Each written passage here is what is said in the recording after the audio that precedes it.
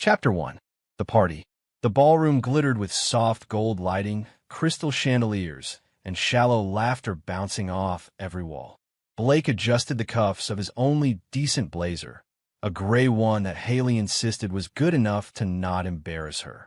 She walked a few paces ahead of him, already slipping into her party persona like it was a second skin. She looked stunning. That wasn't the problem. The problem was that lately, Haley only dressed up for parties like this. Corporate mixers filled with glossy smiles, half-emptied champagne flutes, and colleagues with too much cologne and too little respect. Blake wasn't part of this world. He was grease-stained knuckles, dependable paychecks, early mornings, and late-night aches. She, on the other hand, was polished heels and rooftop cocktails. She walked into the room like she owned it. And for a second, he admired her confidence. Then he saw Aiden, tall, smirking, 20-something, with the kind of slick-back hair and lazy swagger that screamed, "I've never earned anything I didn't charm out of someone." The moment their eyes met, Haley beamed. A little too bright. A little too familiar. Blake kept walking behind her, jaw tight. "Blakey," she sang over her shoulder, waving him forward. "Don't be shy. Come say hi to Aiden." He approached slowly. Aiden extended a hand, overly confident. "The legendary husband. Heard a lot about you, man."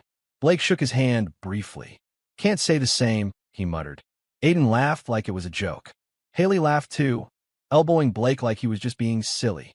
He forced a smile, but he watched, closely, how Aiden leaned in a little too close when he talked to her.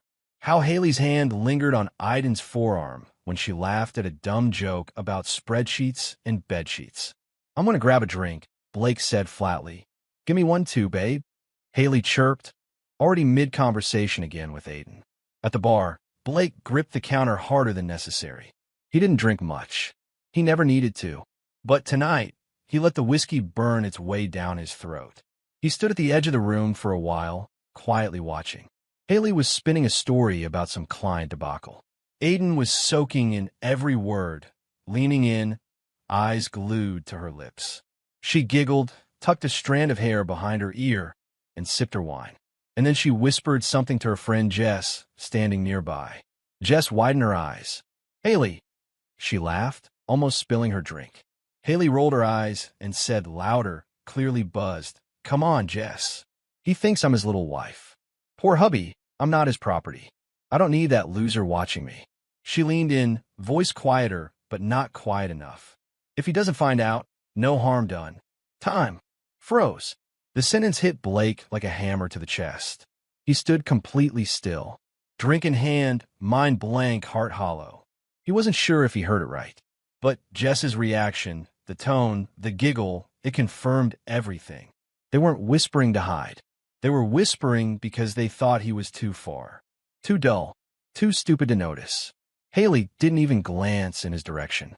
She was too busy pressing her hand against Aiden's shoulder, whispering something else now, lips dangerously close to his ear. Blake set his drink down, untouched. He stared at it for a long second. There it was. The line.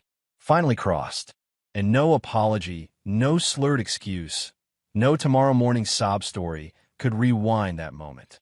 He walked away slowly, silently. No shouting, no scene, just a man who realized the woman he loved had traded his loyalty for attention, his quiet protection for validation from a man who couldn't even tie his own tie without Googling it. Blake exited the ballroom without looking back. The night air slapped him awake as he stepped outside. He reached into his pocket for his truck keys, hands shaking. The lights of the party still spilled through the wide windows. Inside, Haley was laughing again. He didn't hear it anymore. Not really. The ride home was quiet. Too quiet.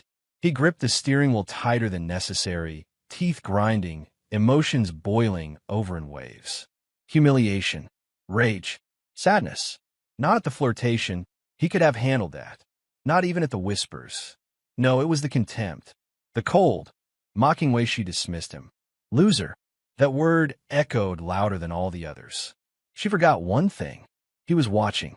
And now, he was planning. Chapter 2. Something's changing.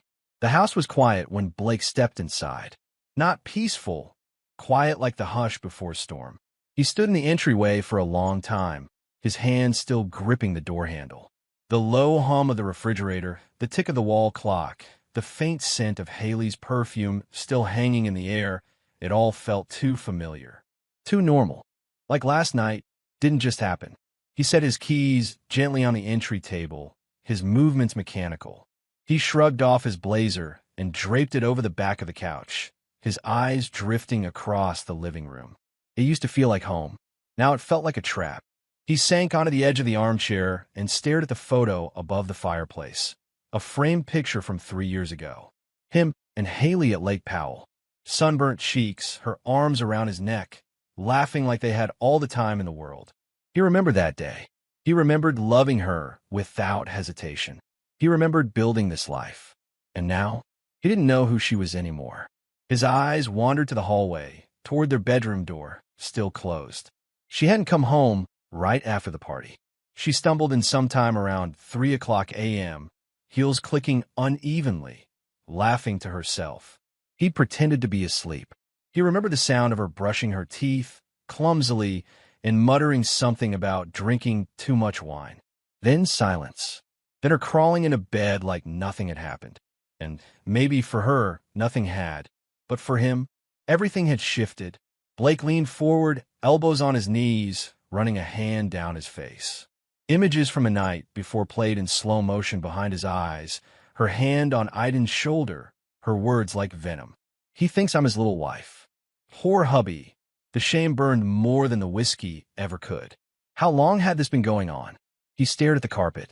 He could remember when things started to change, subtle at first. The late nights at the office.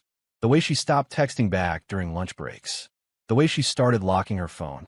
Not just turning it face down, but actually locking it and hiding the screen. The small, sharp sighs when he asked if she was working late again. He wanted to believe it was just stress. Just pressure from the job. That's what she always said. You wouldn't understand, Blake. Marketing's cutthroat now. You get replaced if you blink too slow. But it wasn't just stress. He could feel it now. She'd stopped looking at him like a partner. Started looking at him like a burden. He remembered the time he surprised her with dinner 2 months ago, lasagna, garlic bread, even picked up her favorite wine.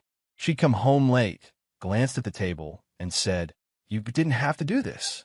No smile, no hug, just dropped her bag and walked into the shower. That night, he ate alone. And then there was the gym thing. She'd suddenly started working out again, obsessively. Not for health, no, this was different. New sports bras, new leggings, shaved legs every day, lip gloss to the gym. When he asked why the sudden change, she smiled and said, "It's for me, babe." But it wasn't. It was never just for her. And now he knew why. Blake pushed himself up from the chair and walked to the kitchen, opening the fridge. Half a bottle of white wine sat next to a leftover takeout box. He pulled out the wine, stared at it for a beat, then placed it gently on the counter and walked away. He didn't want to drink. He wanted clarity. The bedroom door creaked open. Haley shuffled out in a loose tank top and shorts, her eyes half closed, hair a knotted mess. She looked wrecked, mascara smudged under her eyes, lips chapped, and the faint stink of sweat and cheap cologne still clinging to her skin. She rubbed her temple, groaning. "Ugh, my head is killing me," she muttered, not even noticing him sitting at the breakfast nook. He watched her silently. She walked over to the sink, filled a glass of water, and drank it all in one go. Then she turned around, finally spotting him. "Oh," she blinked. "You're up." He said nothing. Haley walked over, sitting on the opposite bar stool, stretching her arms out with a yawn. "What time is it?" she asked. "Almost 10. Damn. I was supposed to meet Jess at Pilates." She rubbed her eyes again, chuckling softly. "I guess I had a little too much fun last night." Blake stared at her. She smiled faintly. "Sorry, I kind of dished you toward the end. Things got a little blurry. You know how these work parties go. Booze and gossip." He nodded slightly. Not because he agreed, because now he saw it. Clear as day. The way she played innocent. The way she minimized everything, as if last night had been a blur and not a betrayal. She didn't know he had hurt her. She didn't know he'd seen it all. She sipped from her water glass, completely unaware of the storm growing behind his eyes. Something had cracked inside him.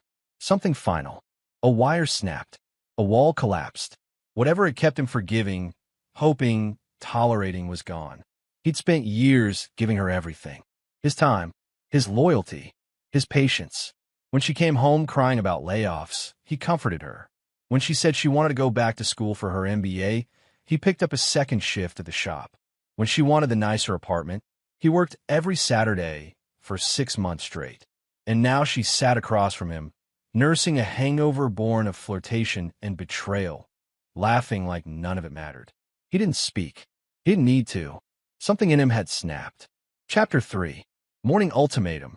Haley woke to the sting of daylight bleeding through half-closed curtains, her temples throbbing like distant war drums. Her tongue stuck to the roof of her mouth, dry as paper. Her throat burned. She blinked twice, disoriented. Where? Her mascara was smeared, hair tangled into a knot of disheveled curls. The sheets beside her were untouched. Blake hadn't come to bed. She groaned, rolling on her side. The blur of last night was just that, a blur. Laughter. Champagne. Eyed in stupid jokes. Jess pouring another drink. That sultry heat in her blood, riding the thrill of attention. Flashes of conversations she couldn't quite piece together. And then black. She dragged herself up, feet bare against the hardwood floor. Her legs were unsteady, and her stomach twisted with nausea.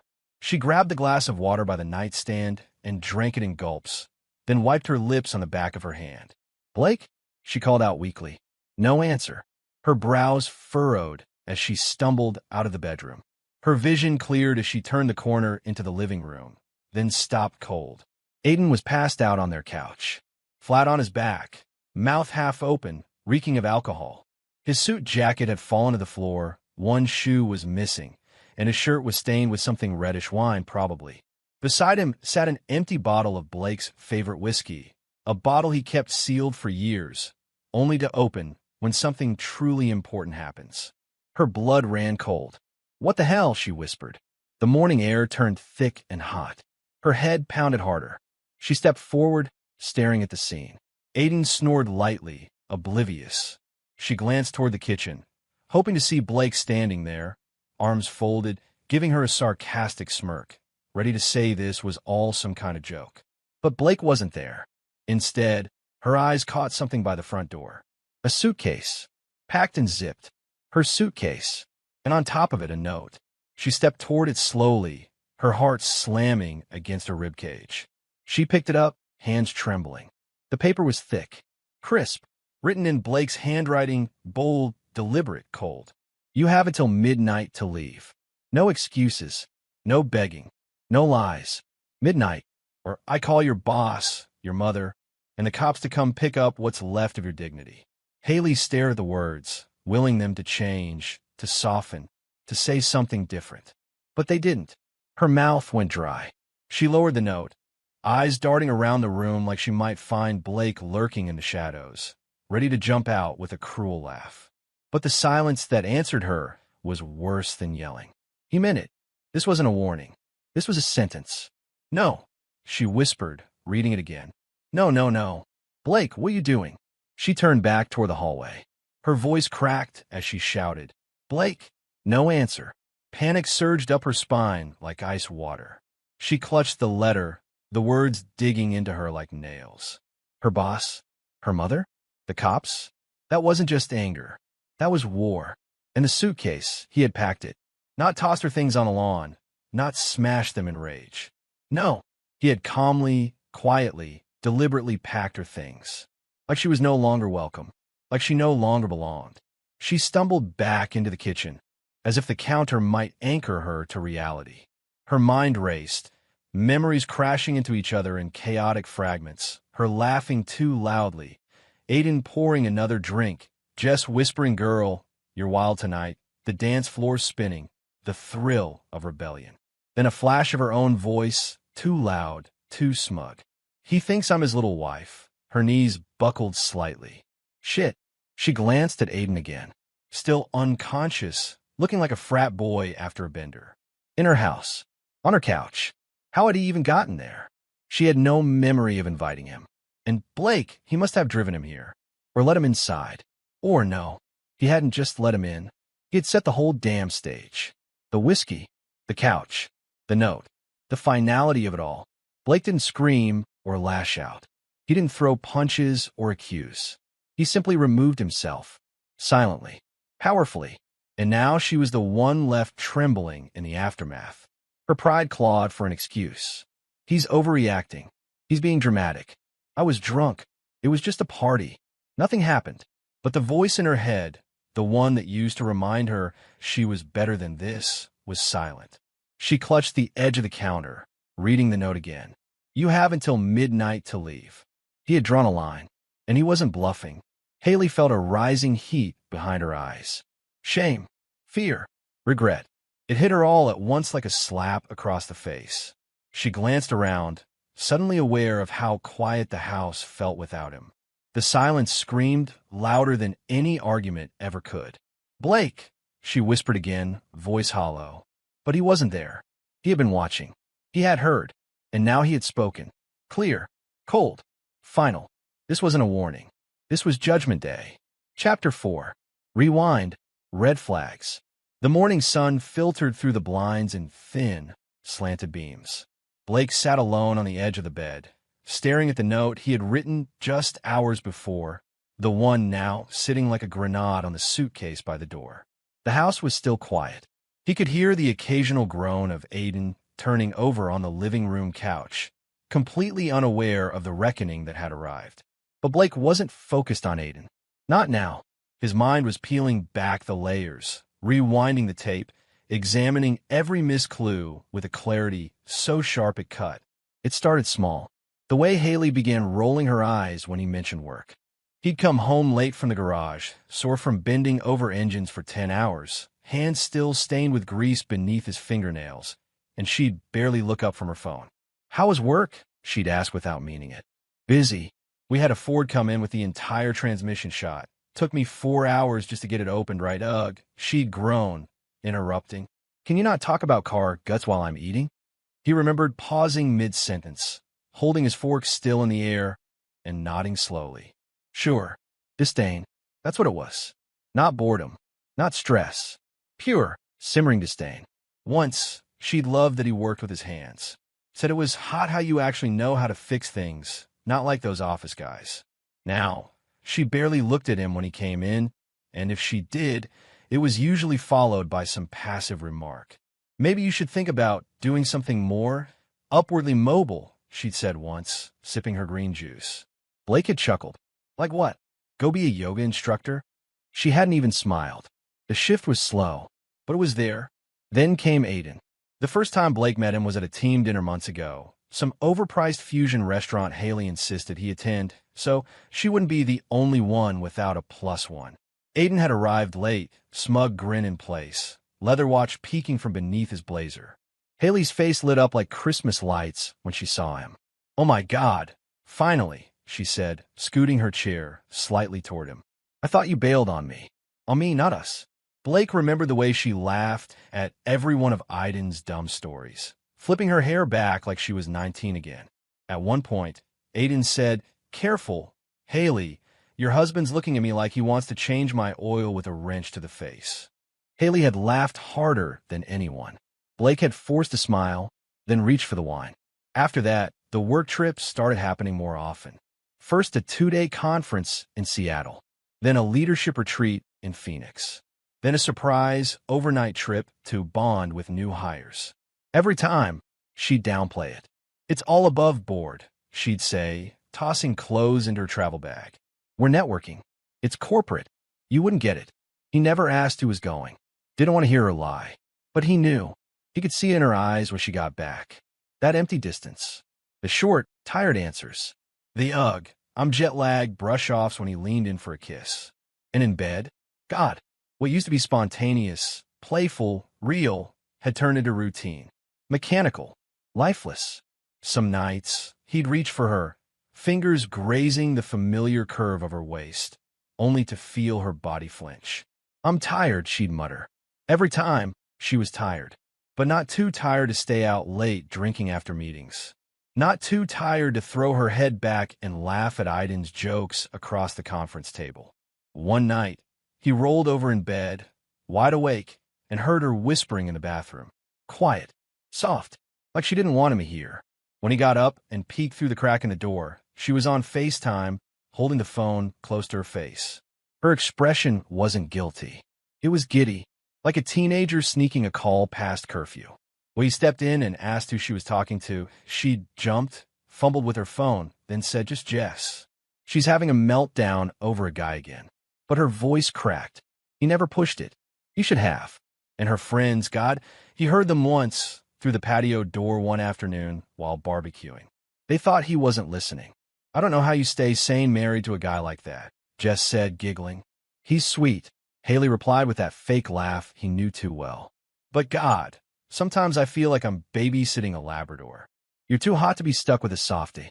"Right," Haley said, sipping her drink. "Like, I need a man who challenges me, not one who thinks grilling steaks is a love language." They all laughed. He flipped the burger, jaw clenched, eyes burning. He didn't say a word that night, but it stuck. All of it stuck. And now, sitting here, surrounded by the wreckage of that slow collapse, he could finally see the picture clearly. The red flags had always been there. He just didn't want to believe them. Blake's mind raced with suppressed humiliation. He remembered every moment now with clarity. The dots were connecting. Chapter 5. The Shattered Illusion. Haley stormed back into the kitchen in a thin robe, eyes still puffy from sleep and confusion, clutching Blake's handwritten letter like it might morph into something less damning if she stared long enough. Her voice cracked as she spoke. "Blake, seriously? What is this? Midnight? My boss? The cops? What the hell are you trying to do?" Blake sat at the dining table, quiet, calm. His fingers traced the edge of his coffee mug, untouched. Steam had long stopped rising. She walked around the table, her bare feet slapping against the hardwood, face flushed. "Okay, I admit last night got a little messy. I drank too much. But Aiden passing out on our couch? That wasn't planned. I didn't even know he was still there. Whatever this is, this reaction, it's too much." He looked at her, slowly raising his eyes. Her robe hung loosely off one shoulder. A smear of lipstick still faded on her cheek. For a moment, he didn't say a word. "I didn't cheat," she blurted, pacing now. "God, Blake, you think I slept with him? You think I'm that stupid?" "No," he said, voice low. "I think you're arrogant and reckless, and I think you think I'm an idiot." She scoffed. It was harmless flirting. That's what people do at parties. "You're being—" He raised a hand, stopping her. "Don't." She blinked. "Don't what?" "Don't gaslight me." Her mouth opened, then closed. She took a step back. "You're being crazy, Blake." He reached into his hoodie pocket and pulled out his phone. "Jesus," she muttered. "What? You've been tracking me now." He tapped the screen a few times, scrolled, and held the phone between them. The room filled with the sound of clinking glasses, background chatter, and then her voice. Clear, sharp, venom-laced. "He thinks I'm his little wife. Poor hubby, I'm not his property. I don't need that loser watching me. If he doesn't find out, no harm done." The recording ended. Silence crashed like a wave between them. Haley stood frozen. Her hands twitched at her sides, fingers curling into fists, the air sucked from her lungs. The color drained from her face. "You," she stammered. "You were there." He nodded once. "I didn't see you," she whispered. "I know." Her breath hitched. She looked at the floor, then at him, then away again. It was a joke. "I was drunk. You know how I get when I drink." "I didn't mean it." Blake leaned forward, resting his elbows on the table. His voice was quiet, controlled. That, more than yelling, shook her. "You mocked me like I wasn't even in the room," he said. "Like I didn't exist. Blake, please. Like I was just some fool who pays the bills and stays out of the way." Tears welled in her eyes. "It didn't mean anything, but it meant something to me," he snapped, voice finally rising. "Only a notch, but enough. I heard every damn word, and you didn't stutter. You didn't hesitate. You said it like it was truth." She rushed forward, reaching out, but he stood before she could touch him. "Blake, I was drunk. You've got to believe me. That's not who I am. It was a mistake." He stepped back, arms folded tightly. "It wasn't the alcohol talking. It was you, the real you, the one who's been showing up more and more these past few months." Her lips trembled. "You're blowing this out of proportion." He let out a bitter laugh. "Is that what I am to you? A proportion? A calculation?" No, I didn't mean it like that. Then how did you mean it? Haley, he said, his tone suddenly steel. Tell me. Spell it out. Why should I keep a woman in my house who mocks me behind my back and lays her hand on another man's chest like he's earned a place in our home? She covered her face with her hands. You're twisting this. No, he said. I'm untwisting it. I'm seeing it clearly for the first time in a long time. She pulled her hands away, eyes red, voice ragged. I didn't sleep with him. I didn't do anything with Aiden. And that's supposed to be a medal? He shot back. You think not screwing him earns you a ribbon? Congratulations, you didn't destroy every part of the marriage, just the respect. Her breath caught in her throat. I gave you loyalty, he said. I gave you patience. Years of it. And you looked me dead in the eye and made a joke out of it all. I was drunk, she whispered again, but even she no longer believed it. He stared at her for a long, brutal moment. The silence said everything the words hadn't. Then he walked to the door. She followed a few hesitant steps. Where are you going? She asked. To the garage. Why? He didn't turn around. Because I can't stand the smell of you right now. The words shattered whatever act she had left.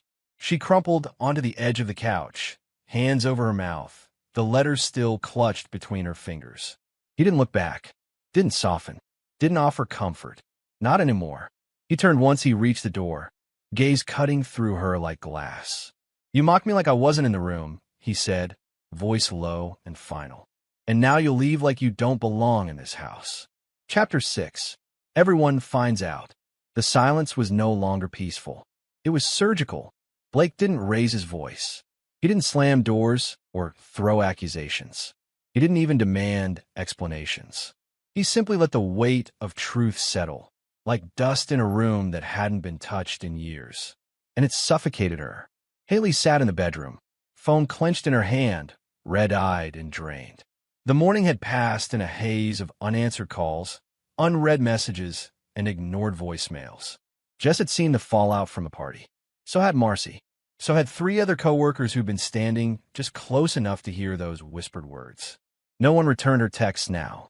She called Jess first 5 times.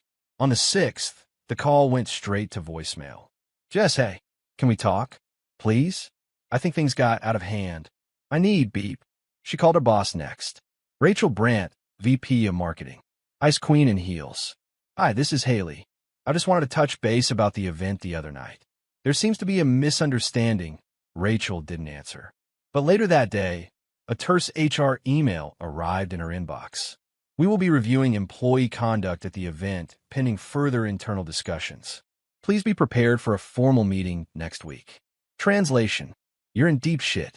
The knife twisted further when the news hit Aiden's wife. Blake didn't need to say a word. People talked. Someone from HR saw Aiden stumbling drunk into a cab later that night. Another co-worker mentioned seeing Haley and Aiden disappear together during the event. Someone else mentioned Haley's comments. Rumors had always circled, but now the pieces were too obvious to ignore. By the end of the week, Aiden's wife filed for divorce. She posted something vague but sharp on Facebook. Funny how some people flirt with fire and act surprised when it burns down their life. Haley read the post with shaking hands. She called Aiden. Voicemail. She texted, call me. Please. This is out of control. Nothing. Her phone finally rang, but it was her mother, Haley in Monroe. The older woman snapped, her voice thick with fury. I just got off the phone with Aunt Lydia, who heard from someone at her church that you were seen throwing yourself at a man in front of your husband. What in God's name have you done? Haley closed her eyes, pressing her fingers to her temples. Mom, it's not what it sounds like. I raised you better than this, her mother hissed. We trusted you. Blake trusted you. And this is how you repay him. Mom, please. I was drunk. Oh, don't you dare, her mother barked. You don't get to use that as a shield. This isn't some college frat party. You're a married woman. Do you even understand what you've destroyed? The call ended in silence. No, I love you. No, we'll talk later. Just judgment. Haley curled into herself on the floor of the bedroom, rocking slightly, the weight of it all crashing down like broken concrete. Her reputation, her friends, her marriage, Aiden, her family, all of it was slipping like sand through trembling fingers. And Blake? He moved like a ghost through the house. Quiet. Still. His face gave nothing away. He cooked breakfast and left it on the counter without a word. She tried to speak, to reach him, but he never invited the conversation. She cornered him one evening by the sink, where he stood washing dishes with a casual ease that felt surreal compared to the hurricane inside her. "Blake," she whispered, "I can't take this anymore. Please talk to me." He didn't look at her. The water ran over his hands. The sponge squeaked against ceramic. "I messed up," she continued, her voice cracking. "I know I did, but I was drunk. I wasn't thinking clearly. It was just stupid party talk. I didn't mean it. I didn't mean any of it." He placed the final plate on the drying rack, then dried his hands on a towel. "Blake, please," she pleaded, reaching for his arm. He pulled away gently, and finally turned to face her. His eyes weren't angry. They were hollow. "I was sober," he said softly. She flinched.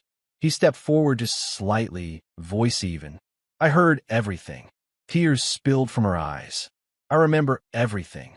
Her knees buckled slightly, and she gripped the edge of the counter to stay upright. "Blake, I swear, I would take it back if I could." "You can't," he said, already turning away. "Don't walk away from me." But he was already gone. Not out the front door. Not into the garage. Just away. Detached. Emotionally absent. The man who used to adore her was still here in body, but in spirit? He had vanished. She collapsed into the chair at the kitchen table, chest heaving. Her hands trembled as she clutched the edge of the seat. The silence wrapped around her like a noose. Blake didn't yell. He didn't scream. He simply let the silence destroy her. Chapter 7. The Fallout. The clock struck midnight with a dull mechanical click. Blake stood in the foyer, leaning against the wall with his arms crossed, watching the minute hand complete its arc like a judge delivering a final sentence. Haley stood by the door, her suitcase in one hand, her phone clutched in the other. Her eyes were puffy, her cheeks pale. She hadn't spoken much since that final conversation in the kitchen. She had tried, once or twice, starting sentences that never ended, reaching out with trembling fingers that never touched him. Now, her voice was barely a whisper. "Is this really it?" Blake didn't move. Midnight, she stared at him, searching his face for softness, for mercy. But he gave her nothing. No fury. No farewell speech, just the cold silence of a man who had buried the last piece of what they once had. "I didn't want this," she choked out. "You know that, right?" Blake looked at her suitcase, then finally up to her face. "I know what you wanted. I heard it." Her mouth opened slightly, as if to protest, but she stopped herself. She nodded, finally accepting it. Whatever was left between them had been reduced to fragments, shards too sharp to hold on to. Outside, a yellow cab pulled into the driveway, headlights slicing through the night.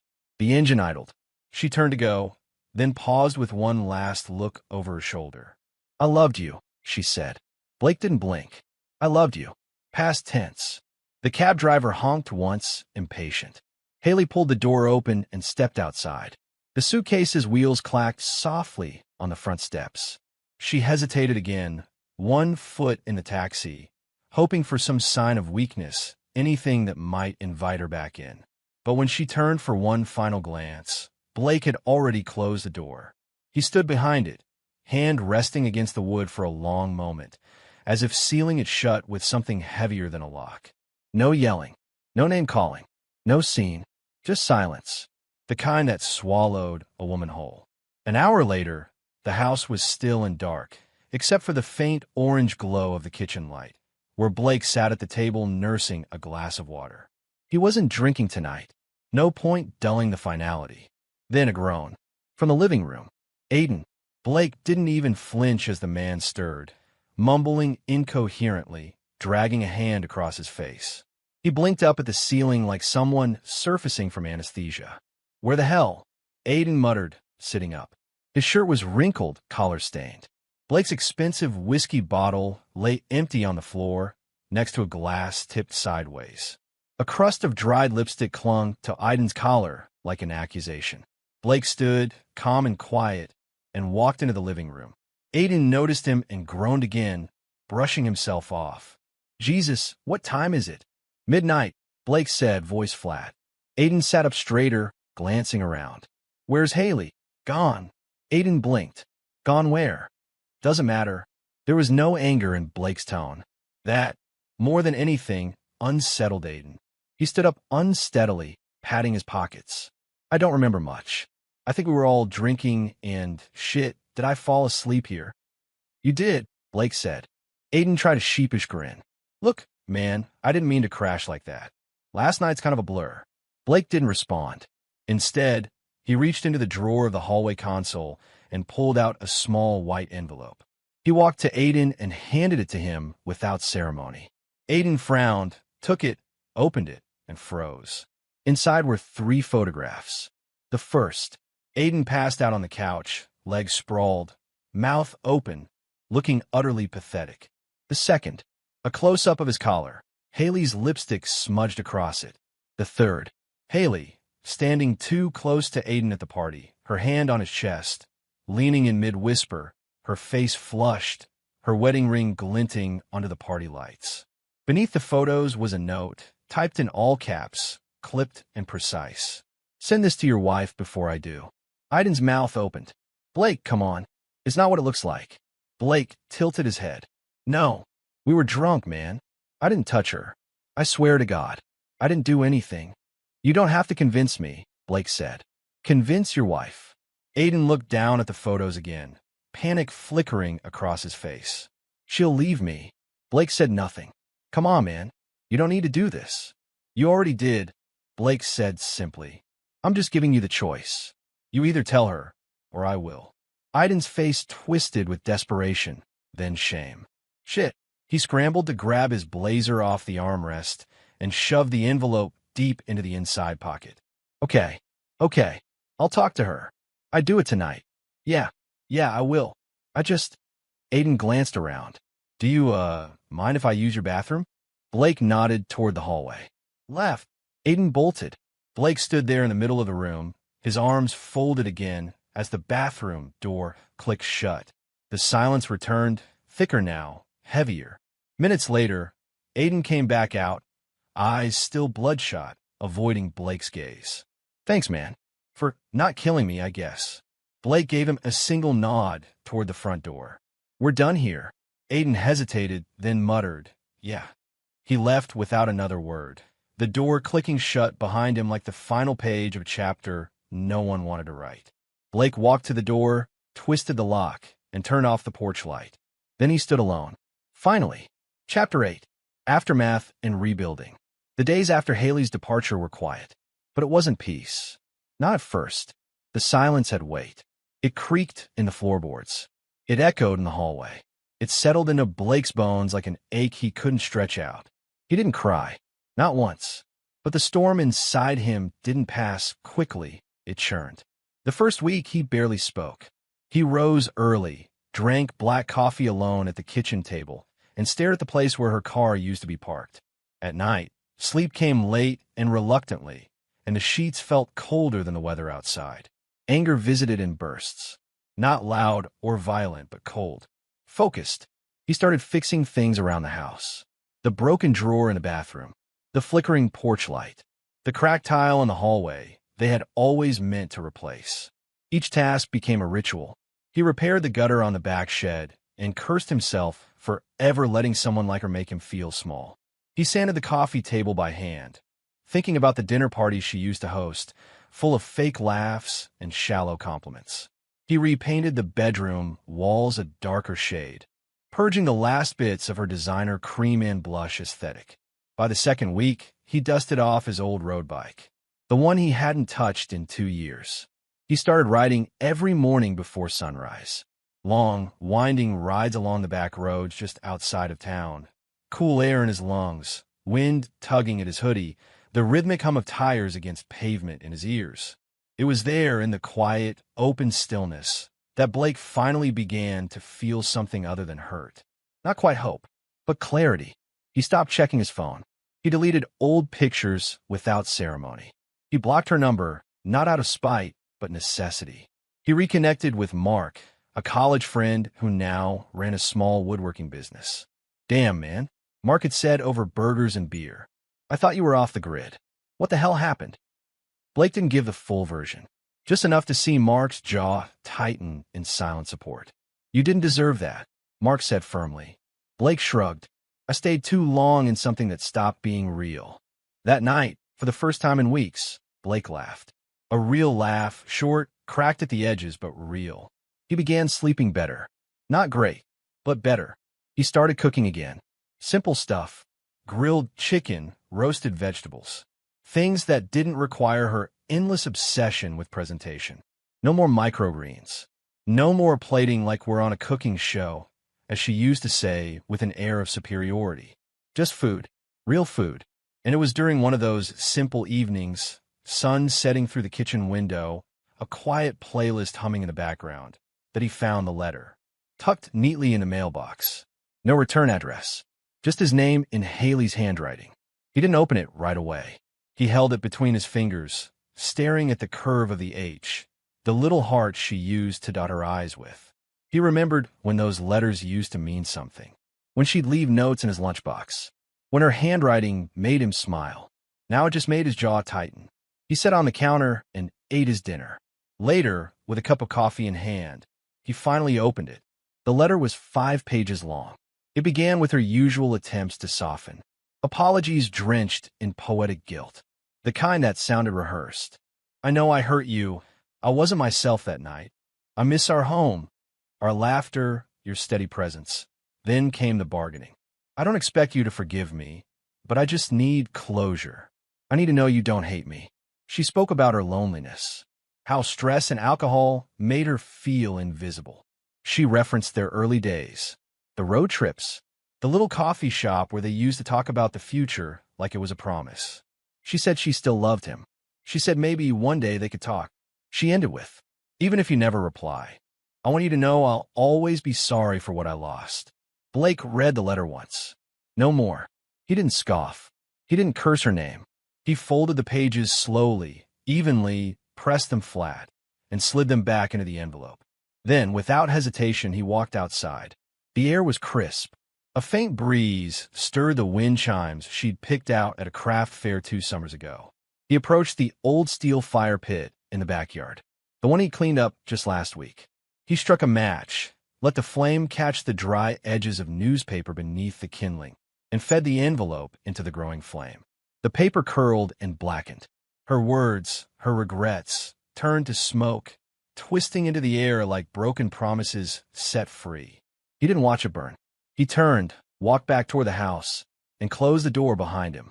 Chapter 9. A new spark. By the time the snow thawed and spring crept in, the house no longer felt like a tomb. The scent of sawdust and engine oil replaced the memory of perfume. The laughter of a neighbor's kid biking past filled the once still mornings. And Blake, quiet, steady Blake, was learning how to be alone without feeling lonely. It was at the community garage, one Saturday morning in early April, that he met Erin. He wasn't looking for anything.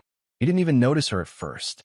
She was standing near the back workbench, hair pulled into a low ponytail, sleeves rolled to her elbows, cleaning carburetors like she'd been born doing it. There was a smudge of grease across her cheek, and a look of complete concentration on her face. Mark waved him over. "That's Erin," he said under his breath, as if introducing a rare animal. "New volunteer. Knows more about engines than half the guys here." Blake raised an eyebrow. "She any good? Crushed a full rebuild last week. Didn't even brag about it." Blake gave a short nod and approached with casual steps. "Need a hand?" he asked, wiping his hands on a rag. She didn't flinch or look startled, just glanced at him with calm, curious eyes. "Sure," she said, handing him a socket wrench. "You're Blake, right? Mark talks about you. Good things, I hope. He said you were a quiet guy with an old soul, always fixing things." Blake chuckled. "Sound about right."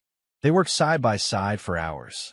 The conversation came easy, scattered between bolts and oil pans, like old friends catching up after a long time apart, even though they'd just met.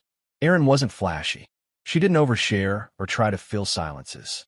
She asked about his work, his hobbies, his favorite cars. She never once brought up relationships or flirted.